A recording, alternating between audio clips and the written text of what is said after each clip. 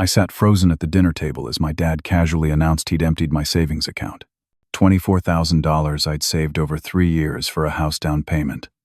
Gone in an instant to buy my sister Amy a brand new car. She needs it now for her new job, and you'll earn more in the future anyway, he explained between bites of mashed potatoes. My mother nodded in agreement, while Amy gushed about her shiny new BMW. I didn't argue or scream.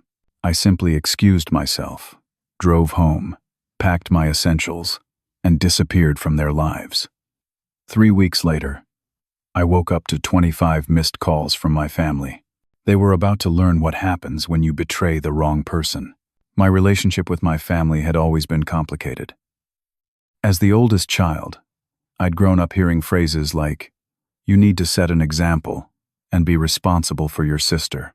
I'm Gary, 27 years old, and for as long as I can remember, I was the family's reliable one, while my sister Amy, who's 24, was everyone's favorite.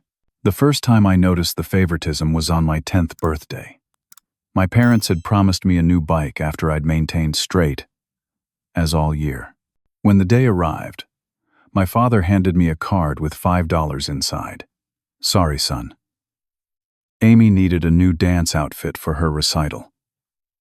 We'll get your bike next year." Next year never came. Meanwhile, Amy got a new stereo that same month just because. Despite this pattern, I maintained a close relationship with my family. I even allowed my father to manage my finances well into adulthood.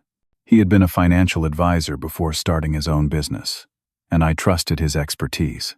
Every paycheck, I dutifully transferred a portion to the savings account he controlled, believing his assurances that it was earning optimal interest for my future.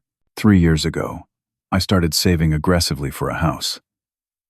Living in my small apartment was fine for now. But at 27, I wanted to build equity instead of paying rent. Every month, I put away as much as possible, often choosing to eat at home or skip vacations to reach my goal faster. Just last week, I had excitedly told my parents I was finally ready to start house hunting. My father had smiled and patted my shoulder. "That's my boy, always planning ahead." The family dinner had started normally enough. Mom had prepared her famous pot roast, and everyone was discussing their week. Amy couldn't stop talking about her new job at a marketing firm, which she'd landed despite having changed majors 3 times in college and graduating a year late. I was genuinely happy for her, though. Family is family, and her success didn't diminish mine. Then, over dessert, my father cleared his throat. "We have some exciting news," he announced, putting his arm around my mother. "We bought Amy a new car today." "What? Dad, that's too much." Amy squealed, clearly not surprised at all. "You need appropriate transportation for your new position," my father explained. "Can't have our girl showing up in that old Honda." I smiled politely, ready to congratulate my sister, when my father turned to me. "Gary, we used your house fund for the down payment. She needs it now, and you'll earn more in the future anyway. You're so good with money, you'll have that amount saved up again in no time." The room went silent for me. I could see Amy chattering excitedly, showing pictures of her new BMW on her phone, but I couldn't hear anything over the roaring in my ears. $24,000. 3 years of sacrifices, gone without my permission. "Gary, aren't you happy for your sister?" My mother's voice cut through my shock. "Of course," I managed to say. "Congratulations, Amy." I excused myself shortly after, claiming I wasn't feeling well. I drove home in a daze, my mind racing. This wasn't just about the money, though that was devastating enough. This was about the complete disregard for my goals, my autonomy, my future. My father hadn't even asked me. He had simply taken what was mine and given it to Amy, as he'd always done. At my apartment, I made a decision. I wouldn't yell or argue. I wouldn't give them the satisfaction of seeing me break down. Instead, I would simply remove myself from the equation. I packed essentials into 2 suitcases, emptied my checking account, which thankfully my father didn't control, and prepared to disappear. Before leaving, I checked my online banking to assess the damage. That's when I discovered something even more shocking. Not only had my father emptied my savings account, but he had also taken out a $15,000 loan in my name to cover the remainder of Amy's car. My hands shook with rage as I stared at the screen. This wasn't just a betrayal. It was identity theft. With this discovery, my resolve hardened. I wasn't just leaving. I was escaping financial abuse. By dawn, I had loaded my car and driven away from the city I'd called home my entire life, with no intention of looking back. Starting over was both terrifying and liberating. I drove 200 miles north to Riverdale, a mid-sized city where a college friend had once mentioned job opportunities were plentiful. With my experience in marketing analytics, I hoped to find work quickly, though I knew I'd likely have to take a pay cut. My first stop was a modest, extended-stay hotel that wouldn't strain my limited funds. I paid for 2 weeks up front, giving myself a deadline to find more permanent housing and employment. The room was small but clean, with a kitchenette that would allow me to cook simple meals and save money.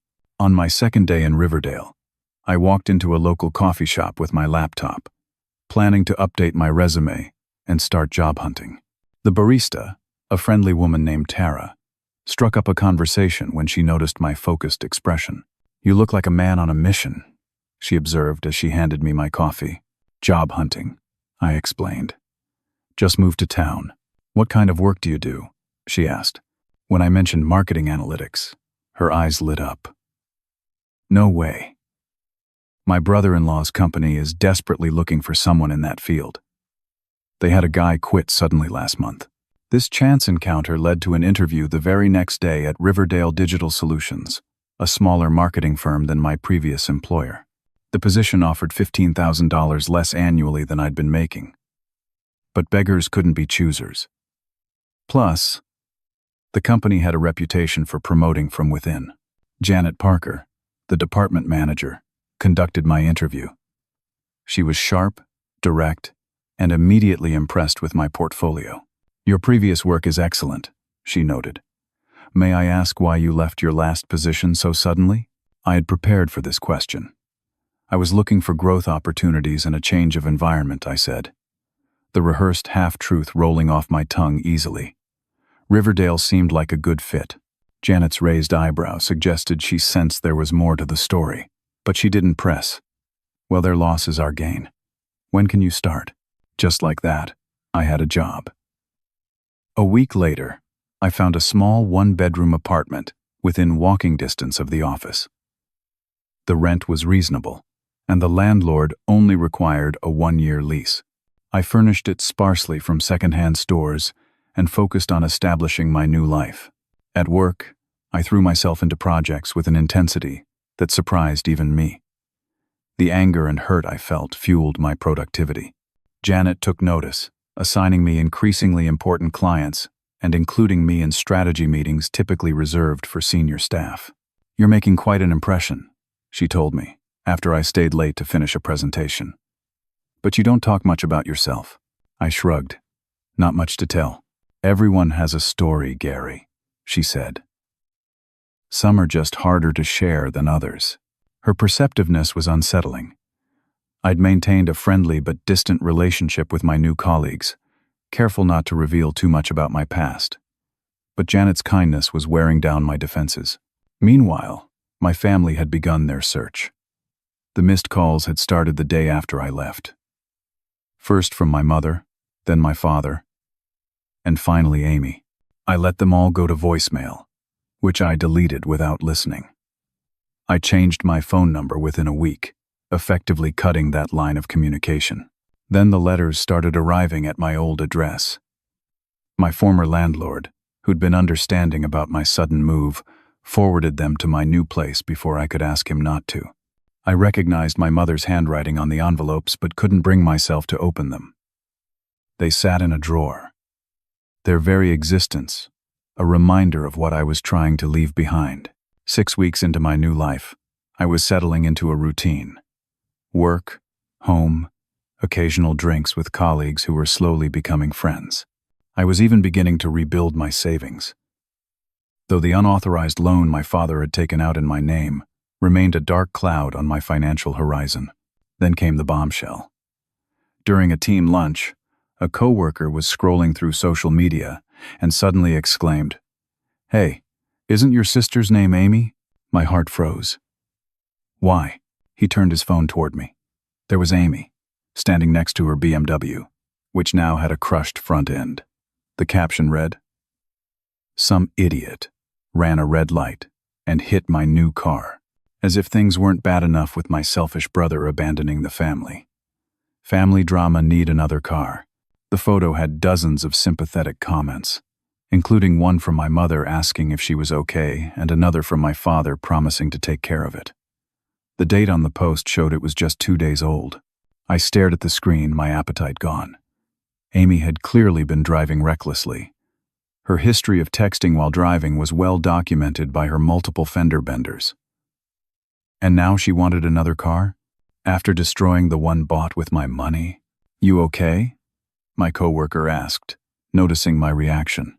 "Fine," I muttered. "Just someone with the same name as my sister." That night, curiosity got the better of me. I created a fake social media account and looked up my family members. What I found was shocking. Amy had been posting regularly about being abandoned by her ungrateful brother. My mother shared vague, martyred posts about children who break their parents' hearts. And my father? His business page was filled with concerned clients asking about rumors of financial trouble. It seemed my absence had created more waves than I'd expected. For the first time since leaving, I felt a twinge of satisfaction. They were facing consequences, and I wasn't there to fix everything, as I'd always done. The next morning, Janet stopped by my desk.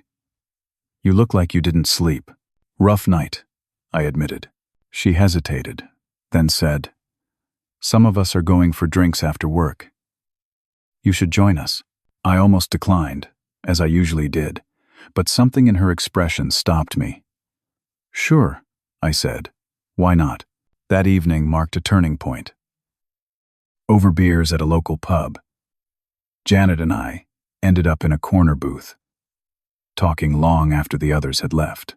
There was something about her directness that made it easy to open up.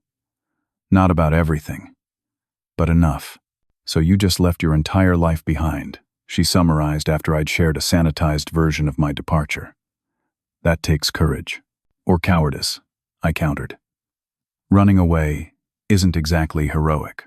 "Depends on what you're running from," she said thoughtfully. "Sometimes the bravest thing you can do is walk away." As our friendship deepened over the following weeks, I found myself sharing more details about my family dynamics. Janet, who had experienced her own family struggles, offered insights without judgment. "Sounds like classic golden child syndrome," she observed after I described Amy's treatment. "And you were the family scapegoat, expected to sacrifice while she gets everything handed to her." Her analysis put into words what I'd felt but never articulated. It was both validating and painful to have my experiences named so accurately. Just as I was beginning to feel settled in my new reality, the final blow from my old life arrived. A certified letter was delivered to my apartment, its official appearance immediately setting off alarm bells. Inside was a notice of a civil lawsuit. My father was suing me for promised financial support that I had allegedly agreed to provide for family expenses. The court date was set for 2 months from now, in my hometown. I sat on my couch, the paper trembling in my hands. My father wasn't just refusing to acknowledge his theft. He was doubling down, trying to legally extort more money from me. This wasn't just about Amy's car anymore. This was war. The lawsuit notice changed everything. I had been content to simply disappear and rebuild my life.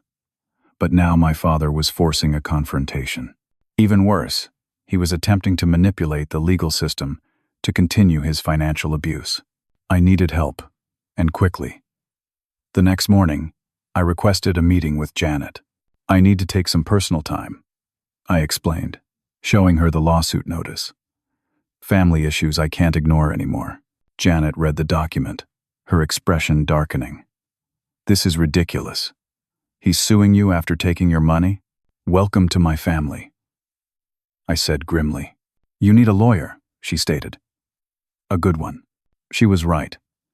But good lawyers cost money, which was in short supply given my recent move and reduced salary. As if reading my mind, Janet offered. My brother's a financial crimes attorney in Portland. Let me give him a call. By that afternoon, I had a phone consultation scheduled with Thomas Parker. Janet's brother had a direct manner similar to hers, getting straight to the point after I explained my situation. This is a clear case of financial abuse, he said. But to fight it effectively, we need evidence. Bank statements, communications. Anything that shows your father acted without authorization. This would be challenging. My father had managed my accounts for years, with my consent until recently. Still, there had to be a paper trail of the recent transactions, especially the fraudulent loan. I'll need to pull my credit report and account statements, I told him. Do it immediately, Thomas advised. And I mean today. If your father has been misusing your identity, there could be more surprises. He was right. The credit report revealed the $15,000 loan for Amy's car, but also 2 credit cards opened in my name that I knew nothing about. Both had balances approaching their limits. My credit score, once excellent, had plummeted. He's been using my identity for years, I realized, the betrayal cutting even deeper. Thomas didn't mince words. This goes beyond civil court. This is identity theft, which is criminal. But first, let's address the immediate lawsuit. Over the next week, I gathered evidence while continuing to work. Janet was understanding, allowing me flexibility when needed for legal matters. Our friendship had evolved, with occasional dinners that increasingly felt like dates, though neither of us had explicitly acknowledged the shift. During one such dinner, Janet asked the question I'd been avoiding. Have you considered that you might need to confront your family directly? I put down my fork. The thought makes me physically ill. I get that, she said. But healing sometimes requires closure. And closure might require confrontation. Before I could respond, my phone rang with an unknown number from my hometown. I almost declined it, but something made me answer. Gary? It's Aunt Linda, your father's sister. Her voice was hushed, as if she was worried about being overheard. Aunt Linda? I hadn't spoken to her in years. She and my father had a falling out before I finished high school. I heard about the lawsuit, she said. Your cousin saw the filing and told me. Gary, you need to know you're not alone in this.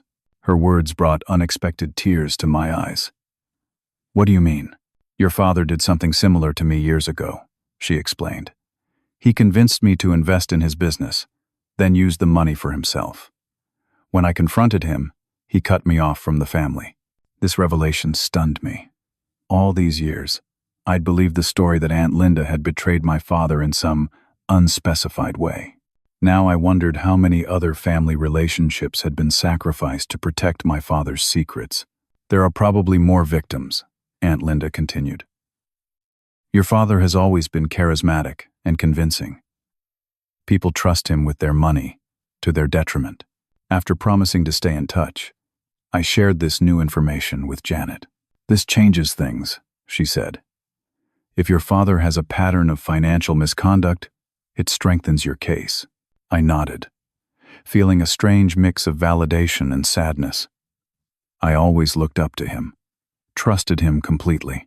Janet reached across the table and squeezed my hand. That's on him, not you. He betrayed your trust, not the other way around. Her support meant more than I could express. For the first time since discovering my father's betrayal, I felt like I wasn't facing this alone. The next day brought another shock. While reviewing my bank statements, I discovered that over the past 5 years, small amounts had regularly disappeared from my accounts, labeled as management fees or investment transfers. These had never been discussed or authorized. Calculating quickly, I realized these unauthorized transfers totaled over $40,000, beyond the $24,000 for Amy's car. He's been stealing from me for years, I told Thomas during our next call. Small amounts I wouldn't notice. In addition to the big theft for the car, Thomas's voice was grim. This changes our strategy. We're not just defending against his lawsuit. We're filing a countersuit for financial abuse and identity theft. The legal preparations were exhausting but necessary. Each document I reviewed revealed new betrayals, small and large. My father had been systematically exploiting my trust and stealing my future, $1 at a time. Meanwhile, the fallout within my family continued. Through social media monitoring, I learned my father's business was struggling. Clients were withdrawing their investments amid rumors of mismanagement. My mother had posted vague requests for prayers during this difficult time, and Amy had suddenly gone silent about her car situation. Part of me felt vindicated seeing consequences unfold. Another part ached for what I'd lost. The family I thought I had never really existed. It had been a carefully constructed illusion, maintained by my willingness to be the reliable one who never complained. Then came the most unexpected development yet. I returned home from work one evening to find my mother sitting in her car outside my apartment building. My first instinct was to turn around and leave. But she spotted me and rushed over. Her face streaked with tears. "Gary, please, just 5 minutes." Her voice cracked with emotion I'd rarely heard from her. Against my better judgment, I invited her up to my apartment, making sure Janet knew she was there. If this was some kind of trap, I wanted a witness aware of the situation. My mother looked smaller somehow, her usually perfect appearance showing signs of strain. She sat rigidly on my couch, twisting her wedding ring nervously. "Your father doesn't know I'm here," she began. "Things have gotten complicated since you left." "Complicated?" I repeated. "He stole my money, took out a fraudulent loan in my name, and is now suing me." "That's not complicated, Mom. That's criminal." She flinched, but didn't argue. "There's something you don't know. Your father has a gambling problem. It started years ago, got better for a while. Then much worse recently. His business is failing because he's been using client funds to cover losses. This explained so much. The mysterious financial difficulties, the increasing desperation for my money, even the estrangement from Aunt Linda, who had likely discovered the truth. "Why are you telling me this?" I asked, suspicious of her motives. "Because I'm leaving him," she whispered. "And I need your help. He controls all our money. I have nothing of my own." I stared at her, conflicting emotions warring within me. This was the woman who had stood by while my father systematically favored Amy and exploited me, who had nodded in agreement when he announced he'd stolen my house fund. Could I trust anything she said? "Why now?" I demanded. "After all these years of watching him treat me like a bank account? Why are you suddenly seeing the light?" Tears spilled down her cheeks. "Because he's gotten worse. Because losing you made me realize what I've allowed to happen. Because I'm afraid, Gary." Her vulnerability seemed genuine. But years of manipulation had made me wary. "I need time to think about this," I said finally. "And I need you to understand that I'm countersuing him for everything he's taken from me." She nodded slowly. "I know, and you should. What we did, what I allowed him to do to you was wrong. I don't expect forgiveness, but I hope someday you might consider letting me back into your life." As she prepared to leave, she asked if she could use my bathroom. I directed her down the hall, then checked my phone to find several messages from Janet checking on me. I quickly texted back that I was okay but processing. What I didn't know then was that my mother's tearful confession was yet another manipulation. While in my bathroom, she had planted 2 small recording devices, one behind the toilet and another under the sink. My father's lawsuit was floundering, and they needed ammunition against me. It would be 2 more weeks before I discovered their true intentions, by which time they had gathered hours of private conversations, including discussions with Thomas about legal strategy. The betrayal had reached new depths, and with it, my resolve to fight back. The discovery of the recording devices sent me into a tailspin. I had been cautiously considering my mother's plea for help, even wondering if reconciliation might be possible someday. Finding out that her visit had been a calculated move to gather information for my father's lawsuit shattered any remaining illusion of family loyalty. Janet was with me when I found the first device. We had been sharing takeout in my living room when she knocked over her water glass. While helping clean up, she noticed something strange under the bathroom sink. "Gary," she called. "You need to see this." The small black device was barely visible, tucked behind the pipes. I might never have spotted it if not for the accident. Once we knew what to look for, we found the second one behind the toilet tank. "Recording devices," Janet said, her expression a mix of shock and anger. "Your mother planted these when she was here, didn't she?" The realization hit me like a physical blow. She asked to use the bathroom before leaving. I thought she was just upset. We didn't touch the devices, instead calling Thomas immediately. His advice was clear.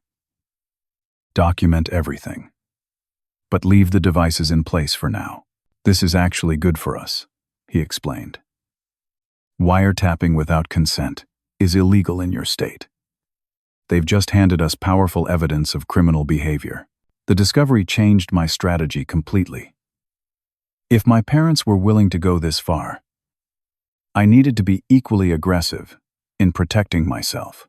Thomas arranged for a security expert to sweep my apartment and car for additional devices and helped me file a police report about the illegal surveillance. The police took the matter seriously, especially when combined with the identity theft evidence I'd already gathered. Detective Samantha Rodriguez was assigned to my case, her experience with financial crimes proving invaluable. Unfortunately, these family financial abuse cases are more common than you'd think, she told me during our initial meeting. The betrayal of trust makes them particularly difficult to prosecute, as victims often hesitate to press charges against family members. "That's not a problem for me," I assured her. "I want full prosecution." The detective nodded approvingly. "We'll need statements about the recording devices and access to your financial records. The unauthorized loan and credit cards are straightforward identity theft cases, but we'll also investigate the larger pattern of financial abuse." The legal machinery began moving, with criminal investigations now proceeding alongside my civil countersuit. Thomas worked closely with the prosecutor's office, ensuring all evidence was properly documented and preserved. Meanwhile, I had another difficult decision to make regarding my mother's situation. Was her claim of wanting to leave my father genuine, or just another manipulation? I decided to approach Aunt Linda for insight. "Your mother has always been an enabler," Aunt Linda said when I called her. "She may genuinely want to leave now that things are falling apart, but she's been complicit in his behavior for decades." "She claimed he has a gambling addiction," I mentioned. Aunt Linda sighed heavily. "That's true, at least. It started back in college. He'd go through periods of recovery, then relapse when stressed. Your grandfather bailed him out several times before he died." This history painted a more complex picture. My father wasn't just selfish. He was a man in the grip of a serious addiction, willing to sacrifice anything and anyone to feed it. This didn't excuse his actions, but helped explain the escalating desperation. "What about Amy?" I asked. "How much does she know?" "Your sister has been your father's accomplice for years," Aunt Linda said bluntly. "She knows exactly where her car money came from. In fact, she was the one who suggested using your savings when your father mentioned being short on cash." This final betrayal hit harder than I expected. Amy and I had our differences, but I'd always believed there was a baseline of sibling loyalty. Learning she had actively participated in stealing my money broke something inside me that I wasn't sure could be repaired. Through all this, Janet remained my steadfast support. Our relationship had deepened, moving definitively from friendship to romance. She attended legal meetings when possible, helped me organize evidence, and provided emotional stability when everything else felt chaotic. "You know what impresses me most about you?" she said one evening as we reviewed documentation for the upcoming hearings. You're fighting back instead of just taking it. Do you know how rare that is? I hadn't thought of it that way. To me, fighting back was simply the only option left after years of silent compliance. I don't feel brave, I admitted. Most days I feel angry, or hurt, or exhausted. That's what makes it brave, she insisted. You're doing it anyway, even though it's hard. The preliminary hearing for my father's lawsuit was scheduled first, with our countersuit to follow. Thomas was confident the judge would dismiss my father's claims once the evidence of financial manipulation was presented. The fraudulent loan alone should be enough, he assured me. No judge will entertain a lawsuit from someone actively defrauding the defendant. I prepared meticulously for court, organizing bank statements, credit reports, and communications that demonstrated the pattern of abuse. The night before the hearing, I could barely sleep, my mind racing with all the things I wanted to say to my father after months of silence. When morning came, Janet insisted on driving me to the courthouse. You're too keyed up, she said, taking my car keys. Let me help with this part at least.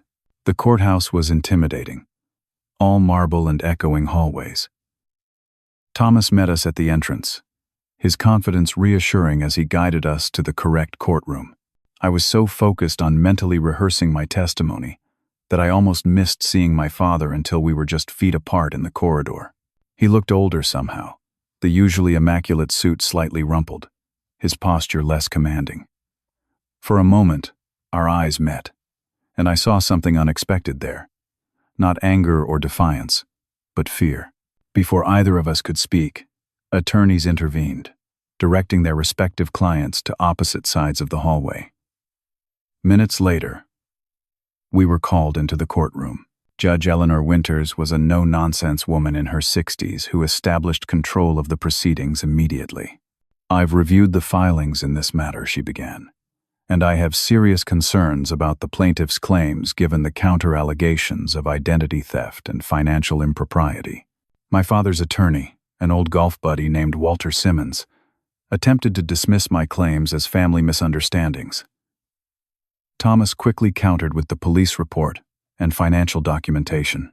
Your Honor, this is not a misunderstanding, Thomas stated firmly. The plaintiff systematically defrauded my client of over $60,000, including taking out loans and credit cards in his name without authorization. We have documentation of every transaction. Judge Winters reviewed the evidence carefully, her expression growing increasingly stern. Mr. Simmons, she finally said. Addressing my father's attorney, did your client disclose these financial irregularities when he retained you? Walter squirmed visibly. We were focused on the verbal agreement for family support, Your Honor. A verbal agreement that conveniently has no documentation, the judge noted dryly. Meanwhile, I have substantial evidence of identity theft and unauthorized access to the defendant's finances. She turned to my father directly. Sir, are you aware that there is a criminal investigation into these matters? My father paled visibly but remained silent as his attorney whispered urgently to him. Judge Winters had seen enough. I'm dismissing the plaintiff's suit with prejudice and ordering an immediate hearing on the defendant's counterclaims.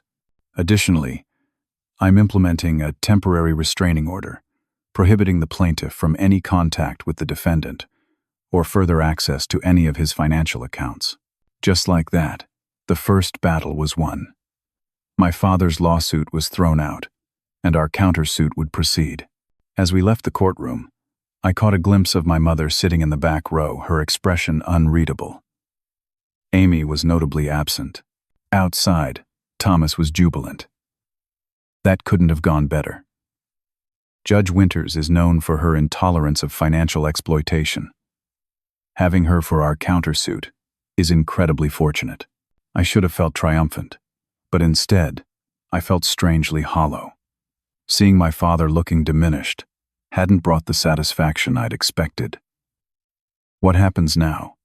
I asked. Now we press our advantage, Thomas said firmly. The criminal case will proceed separately, but our civil suit for damages should be straightforward after today. As we walked to the parking lot, Janet squeezed my hand. You did it, she said softly. First step toward justice. I nodded, trying to absorb the reality that my family was irrevocably changed. The people who should have protected me were now adversaries in a legal battle. Whatever happened next, there was no going back to the way things were. And despite the pain, I was starting to believe that might be for the best. The week following the court hearing brought a flurry of developments.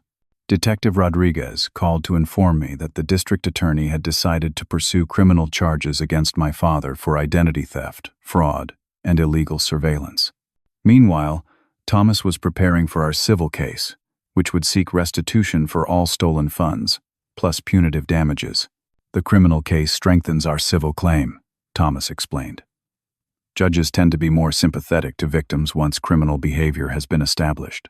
I was adjusting to my new reality when another unexpected visitor arrived at my apartment. This time, it was Amy, looking nothing like the confident, entitled sister I remembered.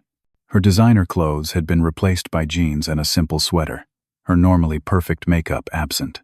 Janet had insisted on being present for this meeting, positioning herself protectively at my side as I opened the door. "Gary," Amy said, her voice small. "Can we talk?" I hesitated, remembering Aunt Linda's revelation about Amy's role in taking my money. "That depends on why you're here. I need to tell you the truth," she said, her eyes darting nervously to Janet. "This is Janet," I said. "She stays." Amy nodded resignedly and followed us into the living room. Unlike our mother's practiced performance, Amy's distress seemed genuine as she perched awkwardly on the edge of the couch. "Dad's business is completely bankrupt," she began without preamble. "The investors found out he was using their money to cover gambling debts. There's a federal investigation now. This was bigger than I'd imagined. If federal authorities were involved, my father wasn't just facing local charges but potentially serious federal crimes." "Why are you telling me this?" I asked, still suspicious of her motives. Amy's eyes filled with tears. "Because I was part of it. And I'm so sorry, Gary. Dad told me your house fund was actually family money that you were just holding. I believed him, because I wanted to believe him. I wanted the car." Her confession matched what Aunt Linda had told me, but hearing it directly from Amy still stung. "You never once thought to ask me about my money." She looked down, shame evident in her posture. I didn't want to know the truth. It was easier to believe Dad's version. "And the recording devices?" Janet interjected. "Were you part of that too?" Amy looked confused. "What recording devices?" I briefly explained my mother's surveillance attempt. Amy appeared genuinely shocked, which suggested she might not have known about that particular scheme. "Mom didn't tell me about that," she insisted. "I swear. That's illegal, isn't it?" "Very," I confirmed. "And the police have the devices now." Amy seemed to crumple in on herself. "Everything's falling apart. Mom's staying with Aunt Linda. Dad's meeting with criminal defense attorneys. The house has a lien against it from investors." Despite myself, I felt a twinge of sympathy. Amy had been as thoroughly manipulated by our father as I had, albeit in a different way.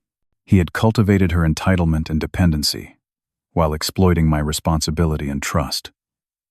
We were both victims of his distorted family system, playing roles assigned to us since childhood. "Why are you really here, Amy?" I asked, cutting to the heart of the matter.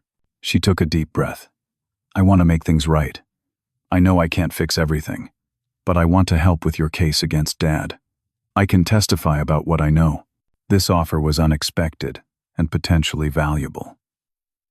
Amy's testimony could provide insider information about my father's financial schemes that might otherwise be difficult to prove. "You'd testify against Dad?" I clarified, searching her face for signs of deception. "Yes," she said simply. "What he did was wrong. What we all did to you was wrong. I didn't see it clearly until everything fell apart." Janet and I exchanged glances, silently communicating our assessment of Amy's sincerity. "I'll need to discuss this with my attorney," I finally said. If you're serious, he'll want to take your statement. Amy nodded eagerly.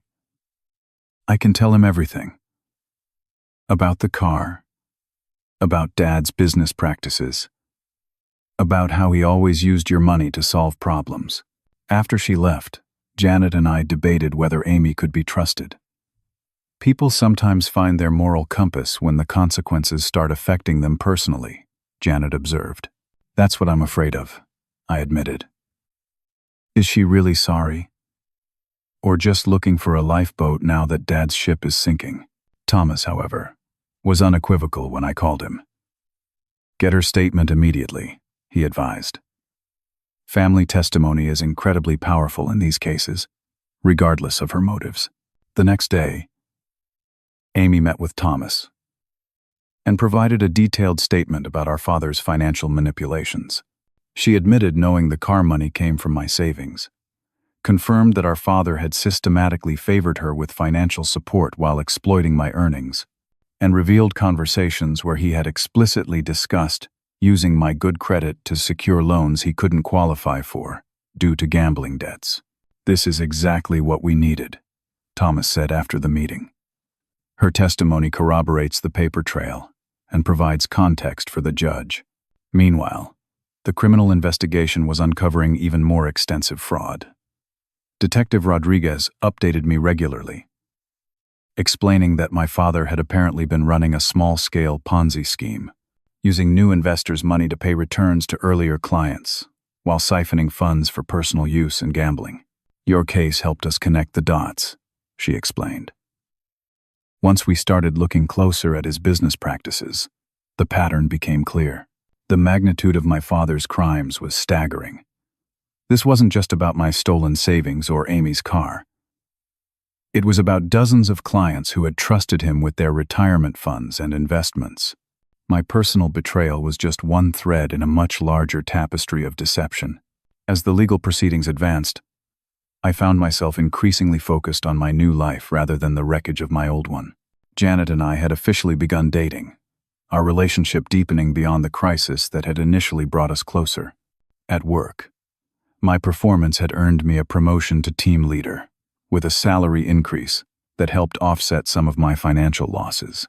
You're rebuilding remarkably well, Dr. Levine. The therapist I had started seeing to process the family trauma observed during one session. Many people in your situation would be completely derailed. I had help, I acknowledged, thinking of Janet, Thomas, Aunt Linda, and the other supporters who had emerged when I needed them most. And I had motivation. I never want to be vulnerable like that again. The therapy was helping me understand the family dynamics that had allowed the abuse to continue for so long. I had been cast as the family caretaker early, my sense of responsibility exploited to maintain an unhealthy system. Amy had been the family distraction, her needs and dramas keeping attention away from our father's increasingly desperate financial maneuvers. Our mother had been the enabler, choosing willful blindness over confrontation. Understanding these patterns didn't excuse what they'd done, but it helped me process the betrayal and begin healing. It also helped me recognize unhealthy dynamics in other relationships, strengthening my boundaries and self-advocacy. One evening, as Janet and I were discussing moving in together when my lease ended, my phone rang with an unfamiliar number. Against my better judgment, I answered, "Gary, it's Mom." Her voice sounded different, less controlled than during her staged visit. "What do you want?" I asked, putting the call on speaker so Janet could hear. "I need you to know I had nothing to do with those recording devices," she said urgently. "That was all your father's idea. I just came to talk." The blatant lie stunned me momentarily. "Mom, I have you on security camera planting the devices. The police have the footage." There was a long silence before she spoke again. Her tone completely changed. "Fine. I did it because he made me do it. He said he'd leave me with nothing if I didn't help him. Like you left me with nothing when you took my savings." I countered. "That's different," she protested weakly. "We're your parents. We needed help." Her continued justification of their actions confirmed that despite everything, she still didn't truly understand the magnitude of their betrayal. This wasn't just about money. It was about trust, respect, and basic decency. "I'm not having this conversation," I said firmly. "Any communication needs to go through my attorney. Your father wants to make a settlement offer," she blurted before I could hang up, "to avoid the embarrassment of a public trial." So that was the real reason for her call. Not apology or reconciliation, but damage control. "Tell him it's too late for that," I replied. "This stopped being just about money when you planted recording devices in my home." After ending the call, I turned to Janet, who had listened silently to the exchange. "They're getting desperate," she observed. "The evidence against them must be overwhelming." She was right. 2 days later, Thomas called to inform me that my father had been arrested on multiple fraud charges related to his business practices. The news made the local paper, with a small article detailing allegations that William Parker had misappropriated millions in client funds over the past decade. Seeing my family name associated with such serious crimes was surreal. I had spent years being the dutiful son, protecting the family reputation through my responsible behavior. Now that reputation was in tatters. Not because of anything I had done, but because the truth about my father had finally come to light. The arrest accelerated the timeline for our civil case. With criminal charges now filed, the judge was eager to resolve the related civil matters. Thomas advised that we were in an extremely strong position for a favorable judgment. "The question now," he said during our preparation meeting, "is what you want from this process. Full financial restitution is virtually guaranteed, but are there other outcomes you're seeking?" I considered this carefully. I want protection from future financial exploitation. I want them to acknowledge what they did. And I want enough financial compensation to finally buy the house that was stolen from me. Thomas nodded approvingly. "Those are reasonable and achievable goals. Let's make them happen." As the court date approached, I felt a strange sense of calm. The anger and hurt that had driven me for months had transformed into something more resolute. A determination to secure justice and closure before fully embracing my new life. The final piece fell into place when Amy provided additional documentation she had secretly copied from our father's home office before leaving. These papers included notes in his handwriting, detailing the borrowing of my funds, along with calculations of how much he could take without me noticing. He had it all planned out, Amy explained when she handed over the documents. Every dollar, every account, every lie he would tell you. It was never impulsive, it was calculated. This evidence removed any lingering doubt about my father's intentions. The theft wasn't a desperate mistake or a temporary lapse in judgment. It was a systematic exploitation of my trust, executed over years with full awareness of the harm it would cause. Armed with this final piece of evidence, I was ready for court. Whatever the outcome, I would finally have the opportunity to stand up for myself and hold my family accountable for their betrayal. The day of the civil trial arrived with a sense of finality. This would be the culmination of months of preparation, evidence gathering, and emotional processing. The courtroom was more crowded than I expected, partly due to the publicity surrounding my father's criminal case. Local news had picked up the story of the financial advisor who had defrauded clients and his own son. Thomas and I arrived early, reviewing our strategy one last time. "Remember," he advised, "stay calm and stick to the facts. The evidence speaks for itself." My father arrived with Walter Simmons, looking significantly worse than during our previous court appearance. The criminal charges had taken their toll. His usually commanding presence diminished by stress and public scrutiny. My mother sat behind them, dressed conservatively, as if attending church, her expression carefully neutral. Amy arrived separately and sat on our side of the courtroom, her silent show of support sending a clear message about where she now stood. Janet sat beside me, her presence a steady reminder of the better life I was building. Judge Winters entered, and the proceedings began with opening statements. Thomas presented a clear, compelling narrative of systematic financial abuse, supported by meticulous documentation of every unauthorized transaction, fraudulent account, and deceptive action. Walter Simmons attempted to paint my father's actions as misguided efforts to help the family during financial difficulties. My client admits to errors in judgment, he conceded. But his intentions were to protect his family's financial security during business downturns. This strategy might have been more effective, if not for the mountain of evidence contradicting it, including Amy's documented statement about the true purpose of the car purchase and my father's handwritten notes detailing his plans to appropriate my savings. When my turn came to testify, I approached the witness stand with surprising steadiness. Months of therapy and preparation had strengthened my resolve, transforming raw hurt into articulate testimony. Mr. Parker, please describe your understanding of how your savings would be managed by your father, Thomas began.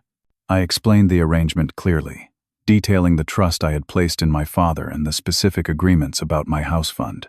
As I spoke, I noticed my mother looking down, unable to meet my gaze, while my father maintained an impassive expression.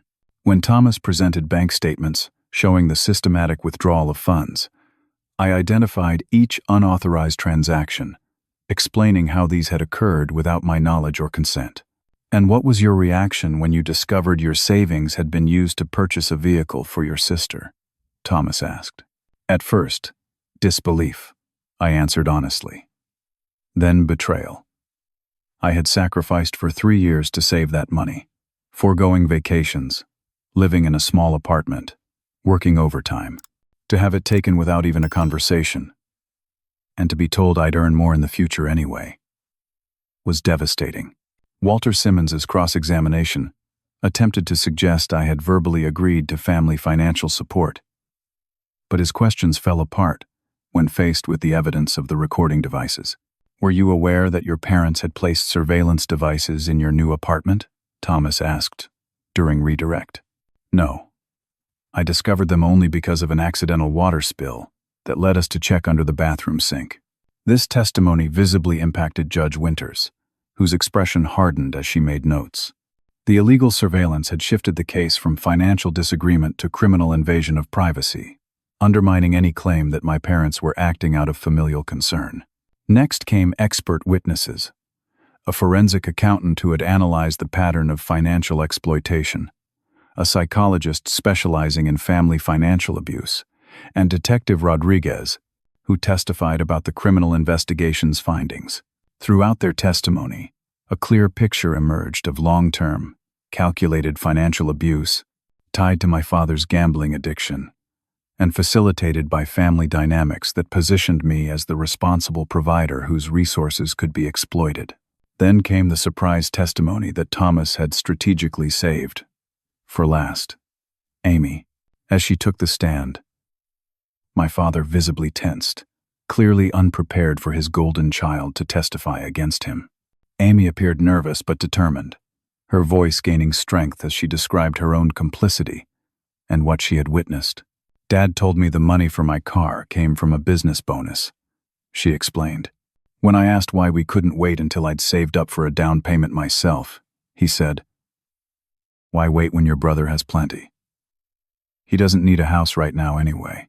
She detailed conversations where our father had explicitly discussed using my good credit and savings to solve family financial problems, always with the justification that, as the successful older child, I should provide for the family. Did your brother ever agree to this arrangement? Thomas asked. No, Amy admitted.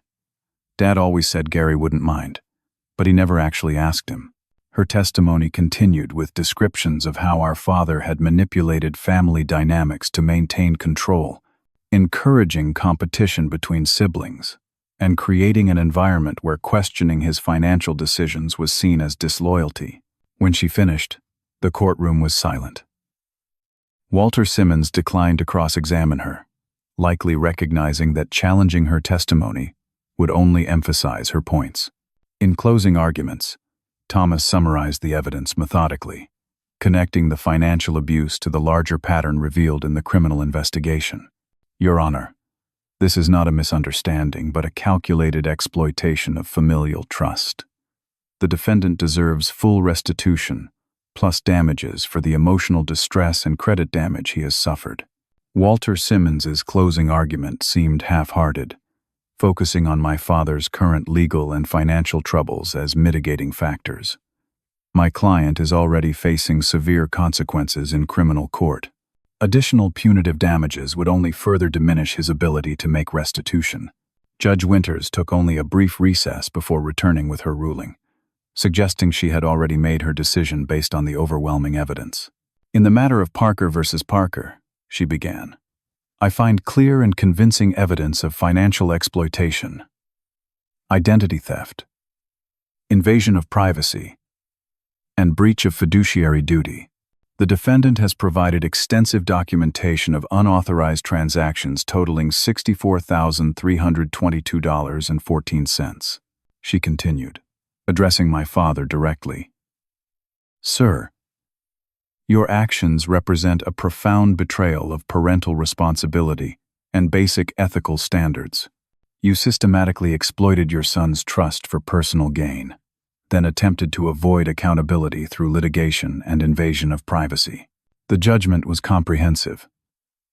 Full restitution of all stolen funds, punitive damages of $50,000, permanent injunctions preventing my parents from accessing any of my financial information or accounts, and a court order requiring my father to correct all fraudulent credit entries that had damaged my credit score. Additionally, Judge Winters referred the surveillance issue to the district attorney's office for potential additional criminal charges related to illegal wiretapping. As the gavel fell, finalizing the judgment, I felt a complex mix of emotions. Vindication, certainly, but also sadness for what had been irretrievably lost. The family I had known was gone forever, replaced by a clear-eyed understanding of the manipulation and exploitation that had defined our relationships. My father left quickly with Walter Simmons, avoiding eye contact. My mother attempted to approach me, but Thomas firmly intercepted her, reminding her of the restraining order that was now permanently in place. Amy waited uncertainly by the courtroom door until I approached her. Thank you for telling the truth, I said simply. It was the least I could do, she replied. I'm so sorry, Gary, for everything. Janet joined us, her arm supportive around my waist. What will you do now? She asked Amy. Start over, Amy said. Get a real job, my own apartment. Learn to stand on my own feet for once. I nodded, respecting her intention, if not yet fully trusting it. That sounds like a good plan. Outside the courthouse, reporters waited with cameras and questions. Thomas handled them expertly, providing a brief statement about the court's decision while shielding me from direct questioning. As we drove away, Janet asked how I was feeling. Like I can finally move forward, I realized. For months, everything has been about looking back, gathering evidence of past betrayals. Now it's over. They can't hurt me anymore. The financial judgment would help rebuild what had been stolen, but the real victory was in reclaiming my autonomy and establishing boundaries that could never again be violated without consequences. That evening, Janet and I celebrated with a quiet dinner at her apartment. I have something to ask you, she said as we finished our meal. My lease is up next month, and your place is too small for both of us. What would you think about looking for a house together? We could pool our resources for a down payment. The symbolism wasn't lost on me. What had been stolen from me, I now had a chance to build with someone who had proven her trustworthiness and support. I think that sounds perfect, I replied, feeling a genuine smile spread across my face for the first time in months. The next morning, I received a call from Thomas. Great news, he began. Your father's assets are being liquidated as part of the criminal case, and the court has prioritized your judgment in the distribution. You should receive full payment within 30 days. This unexpected development meant I wouldn't have to wait months or years to collect the judgment. The financial chapter of this ordeal was nearly closed. Later that day, my company announced a major new client acquisition, with me assigned as lead analyst for the account. Janet had been promoted to department director following her mentor's retirement, and our professional lives were thriving alongside our personal relationship. As we began house hunting that weekend, I realized something important had shifted within me. The betrayal would always be part of my story, but it no longer defined me. I had fought back against the exploitation and won. Now I could build a life based on mutual respect and genuine care, something I'd never truly experienced in my family of origin. The final pieces fell into place when Amy called to share that she had provided additional testimony to federal investigators about our father's business practices, helping to ensure full accountability for his actions. She was working as an administrative assistant and taking night classes in accounting, determined to understand the financial principles she had previously ignored. "I know we can't go back to how things were," she said hesitantly. "But maybe someday we could try being actual siblings instead of competitors in Dad's messed-up game." "Maybe," I agreed, surprising myself with my openness to the possibility, one step at a time. With my countersuit successfully concluded and criminal proceedings advancing against my father, the most difficult chapter of my life was closing. What had begun with a devastating betrayal was ending with unexpected growth and new beginnings. I had discovered strengths I never knew I possessed, and built relationships based on genuine mutual support, rather than exploitation. The journey hadn't been one I would have chosen, but I couldn't deny the valuable lessons it had taught me about self-worth, boundaries, and the courage to stand up for myself. Those lessons would serve me well in the life I was now free to create on my own terms. 6 months after the court ruling, Janet and I stood in the front yard of our new house, watching the moving truck arrive. The 4-bedroom craftsman-style home in a quiet Riverdale neighborhood was exactly what I had originally been saving for, with a wraparound porch and mature oak trees shading the yard. "I still can't believe it's ours," I said, putting my arm around Janet's shoulders. "Believe it," she replied with a smile. "You earned this twice over." The financial recovery had been more complete than I'd anticipated. Not only had I received the full judgment amount, but my promotion at work had come with a significant salary increase. Janet and I had combined our savings for the down payment, creating a true partnership in every sense. As we directed the movers, my phone rang with Amy's ringtone. Over the past months, we had established a cautious new relationship, meeting occasionally for coffee to slowly rebuild trust. "Hey," I answered. "What's up?" "Just checking in," she said.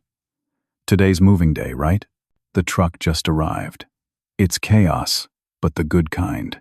"I'm happy for you, Gary," she said sincerely. "You deserve this." After our call ended, I reflected on how much had changed. Amy was working full-time and continuing her education, gradually developing the independence she'd never been allowed or expected to achieve under our father's influence. Our mother had finally filed for divorce and was living with a cousin in another state, occasionally sending carefully worded emails that I answered at my own discretion. As for our father, the criminal justice system had proceeded efficiently. He had pleaded guilty to multiple fraud charges to avoid a trial that would have exposed even more extensive criminality. His sentence included restitution to clients, significant fines, and 5 years in federal prison. The empire of lies and manipulation he had built had crumbled completely, leaving him to face the consequences of his actions. Aunt Linda had become a regular presence in my life, her early warnings about my father now fully vindicated. She had helped me understand the generational patterns of financial manipulation that had characterized our family long before I was born, providing context that helped me process my experiences without excusing the harm done. By late afternoon, the moving truck departed, leaving Janet and I surrounded by boxes in our new home. As we unpacked kitchen essentials, I came across a framed photo Janet had given me when we signed the mortgage papers. It showed us standing in front of the house during our final walkthrough, both smiling widely. "Our first official house photo," she had said when presenting it. "The beginning of our story, not the end of theirs." That perspective had been crucial to my healing. Rather than defining my life by the betrayal, I was building something new and healthy, taking the painful lessons and using them to create stronger foundations. The housewarming party 2 weeks later marked a ceremonial fresh start. Janet's family, my new friends from Riverdale, colleagues from work, Thomas and his wife, and even Amy gathered to celebrate not just a new home, but a new chapter. During a quiet moment on the porch, Thomas pulled me aside. "I have news," he said. "The last of your father's appeals was denied. The judgment is completely final now." I nodded, feeling a sense of closure rather than triumph. "Thank you for everything. I couldn't have done this without your help." "You did the hard part," he countered. "You stood up for yourself when it would have been easier to stay silent." Back inside, I found Janet in conversation with her parents, who had welcomed me warmly into their family. Her father, a retired teacher, had become something of a mentor, offering the kind of paternal guidance I had never truly received. "We were just talking about the support group," Janet explained as I joined them. The support group had been my most unexpected initiative. After connecting with others who had experienced family financial abuse through an online forum, I had worked with a local community center to establish monthly meetings where survivors could share experiences and resources. What had started with 5 people now regularly attracted 20 or more, with participants ranging from young adults to seniors. "It's making a real difference," Janet's mother assured me. "Janet tells us you've helped several people navigate the legal system to reclaim their financial autonomy." This work had become deeply meaningful to me. Using my experience to help others find their voice and fight back against exploitation gave purpose to the pain I had endured. Each success story from a group member reinforced that standing up to abusers, even when they're family, is both possible and necessary. As the party continued, I found myself in the kitchen with Amy, who was helping prepare dessert plates.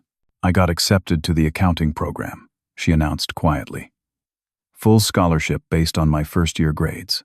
"That's fantastic," I said, genuinely pleased for her. "You've worked hard for this. I keep thinking about how different things might have been if Dad had encouraged me to develop skills instead of just expecting handouts," she reflected. "All those years wasted." "Not wasted," I corrected her. "They brought you to where you are now. Sometimes we have to learn who we don't want to be before we can become who we do want to be." She smiled slightly. "When did you get so philosophical?" "Somewhere between having my savings stolen and winning a lawsuit against our father," I replied with unexpected lightness.